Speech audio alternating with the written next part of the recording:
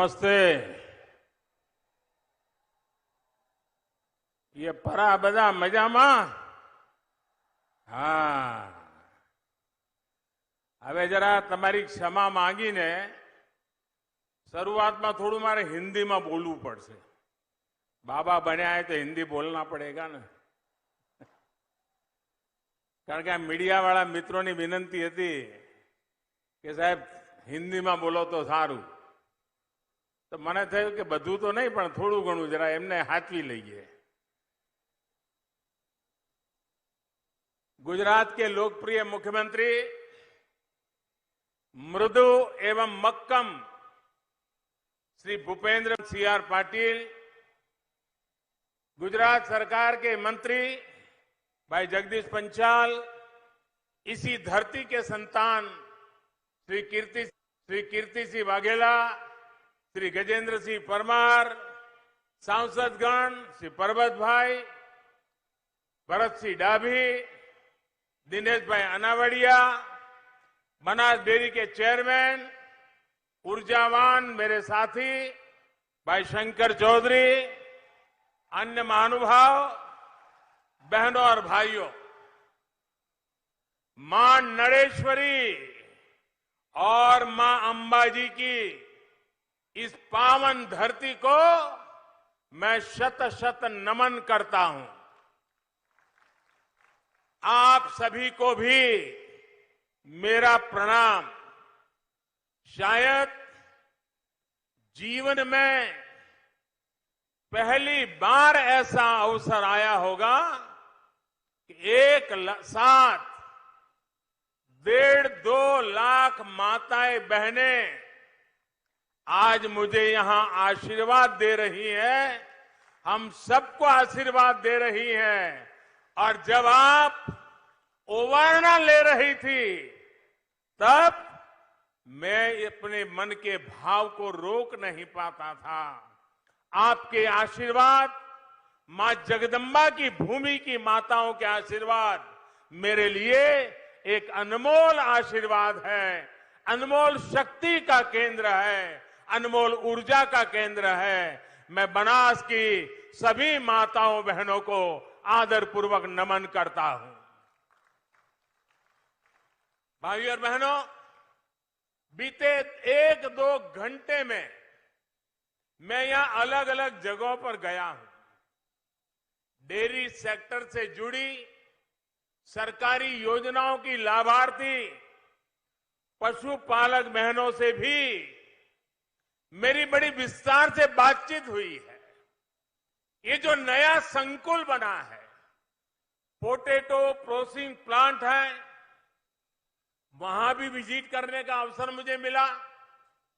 इस पूरे समय के दौरान जो कुछ भी मैंने देखा, जो चर्चा हुई, जो जानकारियां मुझे दी गई है, उससे मैं बहुत ही प्रभावित हूं. और मैं डेयरी के सभी साथियों को और आप सबको हृदय से बहुत बहुत बधाई देता हूं. भारत में गांव की अर्थव्यवस्थाओं को, माताओं बहनों के सशक्तिकरण को कैसे बल दिया जा सकता है, कोऑपरेटिव मूवमेंट यानी सहकार कैसे आत्मनिर्भर भारत के अभियान को ताकत दे सकता है, ये सब कुछ यहां प्रत्यक्ष अनुभव किया जा सकता है. कुछ महीने पहले मुझे अपने संसदीय क्षेत्र वाराणसी में बनास काशी संकुल का शिलान्यास करने का अवसर मिला था. मैं बनास डेयरी का हृदय से आभार व्यक्त करता हूं कि काशी के मेरे क्षेत्र में आकर के भी वहां के किसानों की सेवा करने का, पशुपालकों की सेवा करने का गुजरात की धरती से बनास डेयरी ने संकल्प किया और अब मूर्त रूप दिया जा रहा है. मैं इसके लिए काशी के सांसद के नाते मैं आप सबका कर्जदार हूं, मैं आप सबका ऋणी हूं. और इसलिए मैं विशेष रूप से बनास डेयरी को हृदय से धन्यवाद करता हूं।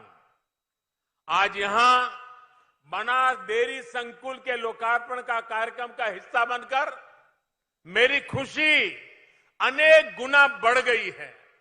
भाइयों और बहनों, आज यहां जो भी लोकार्पण और शिलान्यास किए गए हैं, वो हमारी पारंपरिक ताकत के से भविष्य के निर्माण के उत्तम उदाहरण है। बनास डेयरी संकुल, चीज और वे प्लांट, ये सभी तो डेयरी सेक्टर के विस्तार से अहम है ही। बनास डेयरी ने ये भी सिद्ध किया है कि स्थानीय किसानों की आय बढ़ाने के लिए दूसरे संसाधनों का भी उपयोग किया जा सकता है। अब बताइए, आलू और दूध का कोई लेना देना है क्या? कोई मेलजोल है क्या? लेकिन बनास डेयरी ने ये रिश्ता भी जोड़ दिया।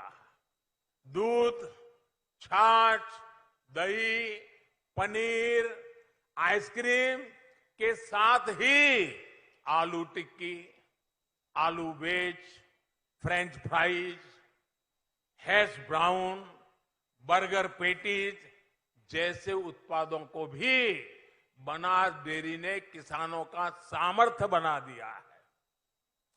ये भारत के लोकल को ग्लोबल बनाने की दिशा में भी एक अच्छा कदम है। साथियों, बनासकांठा जैसे कम वर्षा वाले जिले की ताकत कांकरेज गाय, मैसानी भैंस और यहां के आलू से कैसे किसानों की तकदीर बदल सकती है, ये मॉडल आज बनासकांठा में हम देख सकते हैं। बनास डेयरी तो किसानों को आलू का उत्तम बीज भी उपलब्ध कराती है और आलू के बेहतर दाम भी देती है। इससे आलू किसानों की करोड़ों रुपये कमाई का एक नया क्षेत्र खुल गया है। और ये सिर्फ आलू तक सीमित नहीं है। मैंने लगातार स्वीट रिवॉल्यूशन की बात की है। शहद से किसानों को अतिरिक्त आय से जोड़ने का आह्वान किया है। इसको भी बनास डेयरी ने पूरी गंभीरता से अपनाया है। मुझे ये जानकर भी अच्छा लगा कि बनासकांठा की एक और ताकत यहां की मूंगफली और सरसों को लेकर भी डेयरी ने बड़ी शानदार योजना बनाई है। खाद्य तेल में आत्मनिर्भरता के लिए जो अभियान सरकार चला रही है, उसको बल देने के लिए आपकी संस्था तेल संयंत्र भी लगा रही है। ये तिलहन किसानों के लिए बहुत बड़ा प्रोत्साहन है। भाइयों और बहनों, आज यहां एक बायो सीएनजी प्लांट का लोकार्पण किया गया है और 4 गोबर गैस प्लांट का शिलान्यास हुआ है। ऐसे अनेक प्लांट्स बनास डेयरी देश भर में लगाने जा रही है। ये कचरे से कंचन के सरकार के अभियान को मदद करने वाले हैं। गोबर धन के माध्यम से एक साथ कई लक्ष्य हासिल हो रहे हैं। एक तो इससे गांवों में स्वच्छता को बल मिल रहा है। दूसरा, इससे पशुपालकों को गोबर का भी पैसा मिल रहा है। तीसरा, गोबर से बायो सीएनजी और बिजली जैसे उत्पाद तैयार हो रहे हैं। और चौथा, इस पूरी प्रक्रिया में जो जैविक खाद मिलता है, उससे किसानों को बहुत मदद मिलेगी और हमारी धरती मां को बचाने में भी हम एक कदम आगे बढ़ेंगे।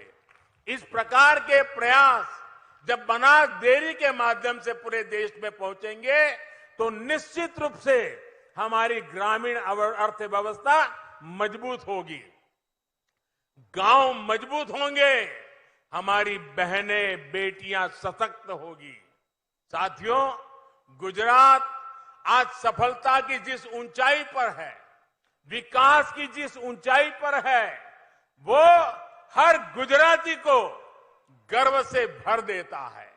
इसका अनुभव मैंने कल गांधीनगर के विद्या समीक्षा केंद्र में भी किया। गुजरात के बच्चों के भविष्य को, हमारी आने वाली पीढ़ियों को संवारने के लिए विद्या समीक्षा केंद्र एक बहुत ताकत बन रहा है। हमारी सरकारी प्राथमिक शाला उसके लिए इतनी बड़ी टेक्नोलॉजी का उपयोग, ये दुनिया के लिए एक अजूबा है।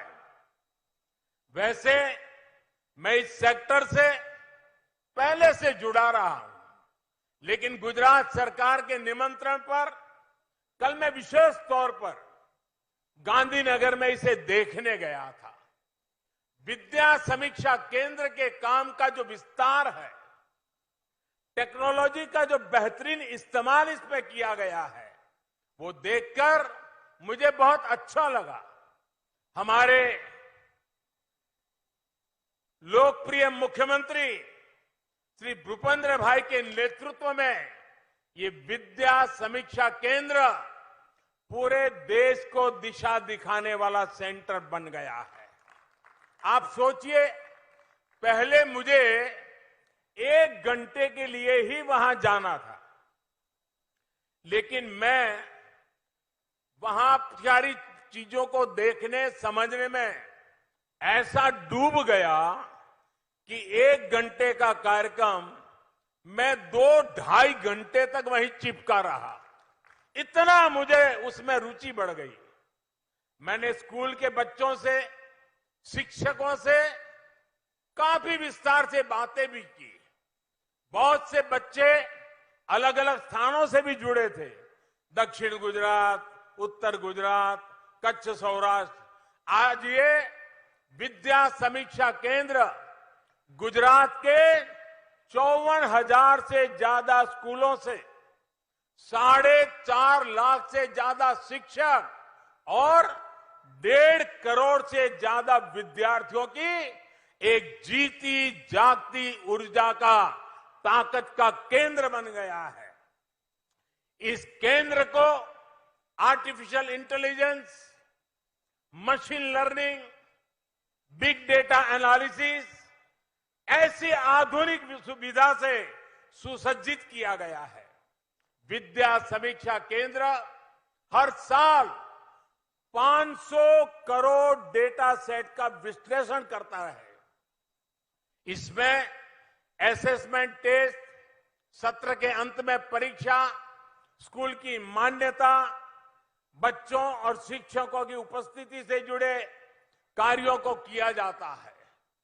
पूरे प्रदेश के स्कूल में एक तरह का टाइम टेबल, प्रश्न पत्र, चेकिंग, इन सब में भी विद्या समीक्षा केंद्र की बड़ी भूमिका है।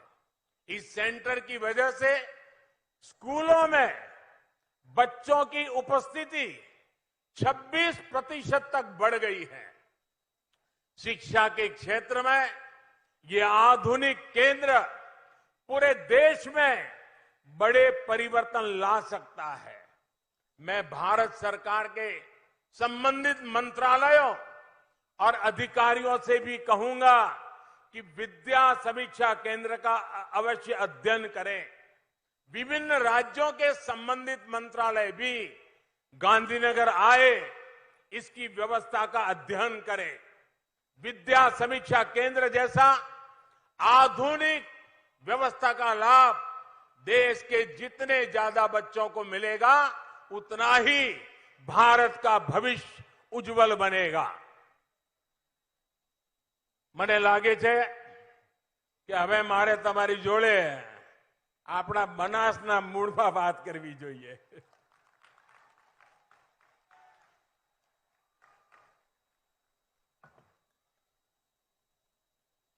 સૌથી પહેલા તો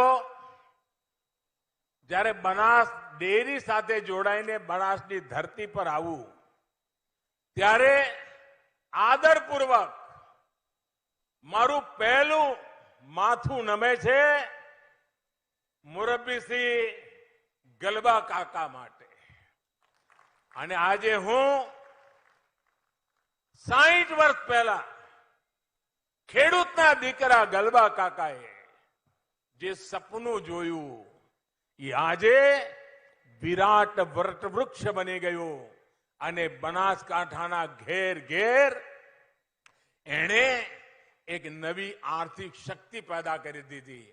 અને માટે સૌથી પહેલા ગલબા કાકાને આદરપૂર્વક નમન. બીજા નમન મારી બનાસકાંઠાની માતાઓ બહેનોને. પશુપાલનનું કામ મેં જોયું છે કે મારી બનાસકાંઠાની માતાઓ બહેનો ઘરમાં જેમ સંતાનને સાચવે એના કરતા એ વધારે લાગણીથી એના પશુને સાચવે છે. પશુને ચારો ન મળ્યો હોય, પાણી ન મળ્યું હોય તો મારી બનાસકાંઠાની માતાઓ બહેનો પોતે પાણી પીતા અચકાતી હોય છે.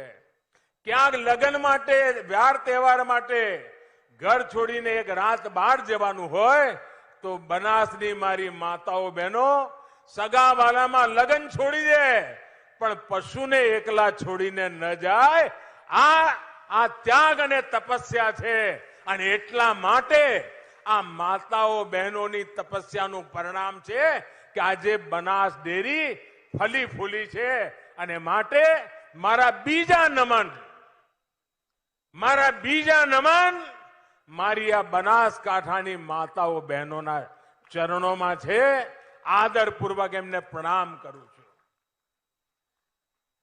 કોરોનાના કાલખંડમાં પણ બનાસ ડેરી એક મહત્વનું કામ કર્યું.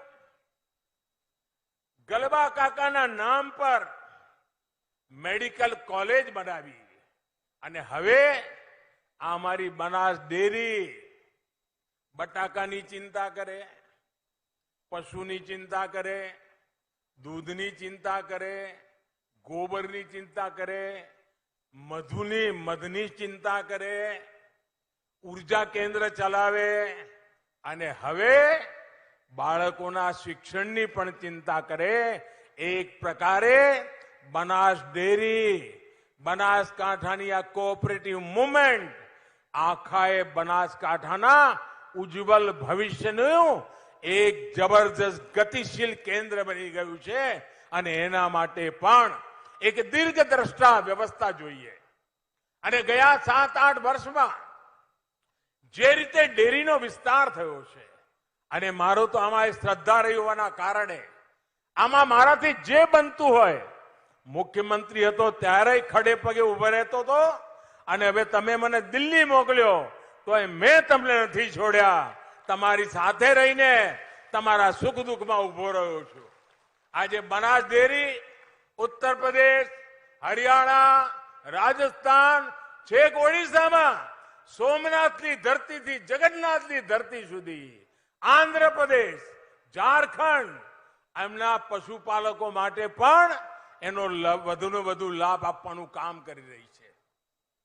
આજે વિશ્વના સૌથી મોટા દૂધ ઉત્પાદક દેશ આપણો ભારત, કરોડો કિસાનોની આજીવિકા જ્યારે દૂધથી ચાલતી હોય ત્યારે એક સાલમાં લગભગ ઘણીવાર આંકડા જોઈને કેટલાક લોકો, મોટા મોટા અર્થશાસ્ત્રીઓ પણ આની તરફ ધ્યાન નથી આપતા. આપણા દેશમાં વર્ષે 8.5 લાખ કરોડ રૂપિયાનું દૂધ ઉત્પાદન થાય છે.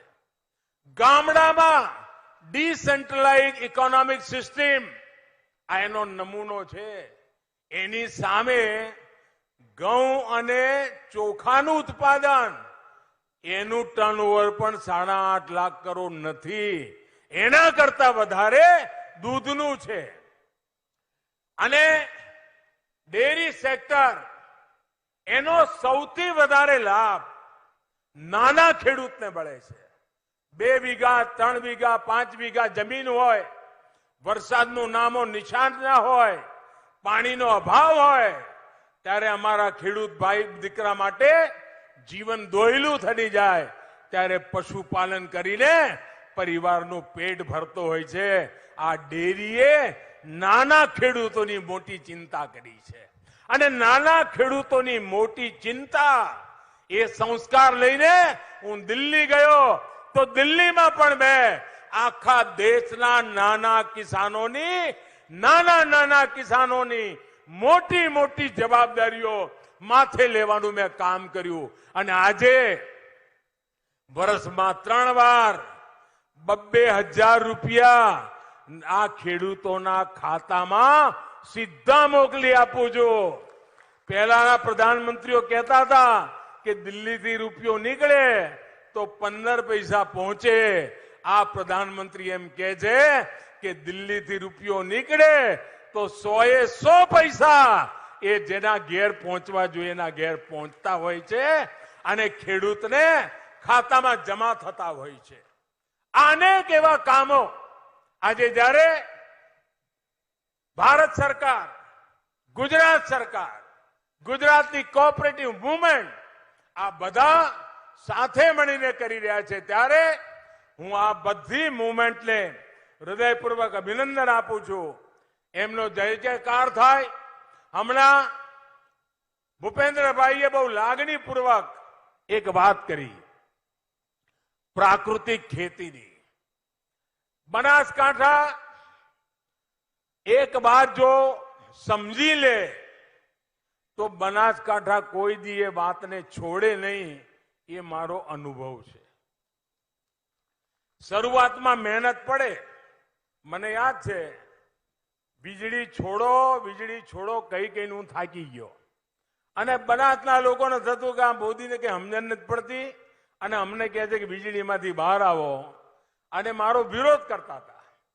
પણ જ્યારે બનાસના ખેડૂતો સમજ્યા અને મારા કરતા પણ 10 કદમ આગળ ગયા અને પાણી બચાવવાનું મોટું અભિયાન ઉપાડ્યું, ટપક સિંચાઈનો સ્વીકાર કર્યો અને આજે બનાસ ખેતીના ક્ષેત્રમાં ક્રાંતિકારી બદલાવ લાવવાનું કામ આજે મારું બનાસકાંઠા કરી રહ્યું છે.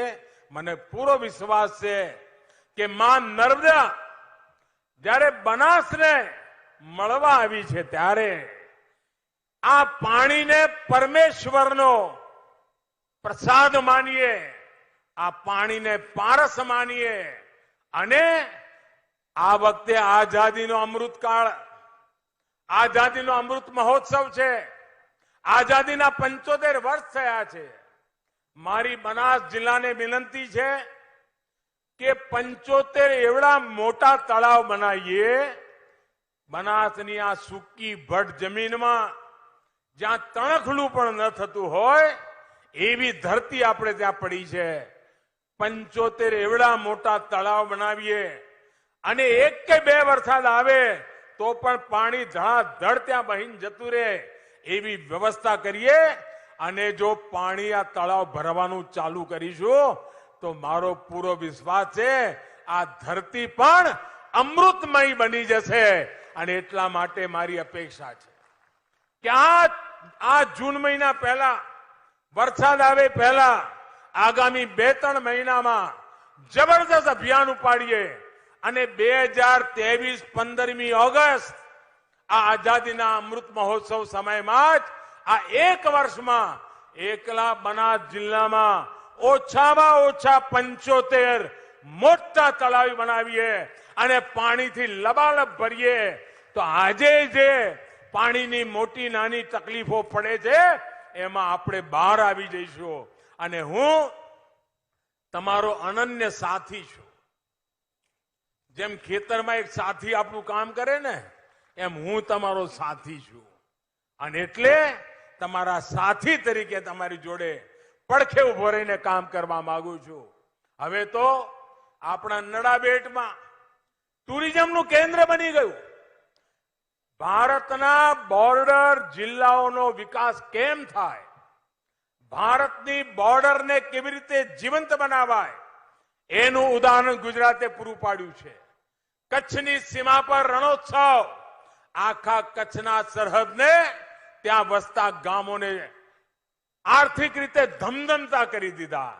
હવે નળાબેટ એનું જે સીમા દર્શનનો કાર્યક્રમ શરૂ થયો છે એના કારણે અમારા બનાસ અને પાટણ જિલ્લાની સરહદોના છેવાડાના ગામો માટે પણ આ ટુરિઝમના કારણે આ ગામડા ધમધમતા થવાના છે. દૂર સુદૂર ગામડામાં રોજી રોટીના અવસર પેદા થવાના છે. વિકાસ માટેના કેટલા બધા માર્ગ હોઈ શકે. પ્રાકૃતિક ગોદમાં ઉભા રહીને કઠિનમાં કઠિન પરિસ્થિતિમાં કેવી રીતે પરિવર્તન લાવી શકાય એનું આ ઉત્તમ ઉદાહરણ આપણી સામે છે. ત્યારે હું બનાસના નાગરિકોને, ગુજરાતના નાગરિકોને અને એક પ્રકારે દેશના નાગરિકોને આ અણમોલ રત્નો આજે એમના ચરણોમાં ધરી રહ્યો છું. અને આ અવસર માટે બનાસ ડેરીએ મને પસંદ કર્યો એ બદલ હું બનાસ ડેરીનો પણ આભાર માનું છું. મારી સાથે બંને હાથ ઉપર કરીને જોરથી બોલીશું, ભારત માતા કી. અવાજ જોરદાર જોઈએ હો આપણો. ભારત માતા કી, ભારત માતા કી. ખૂબ ખૂબ ધન્યવાદ.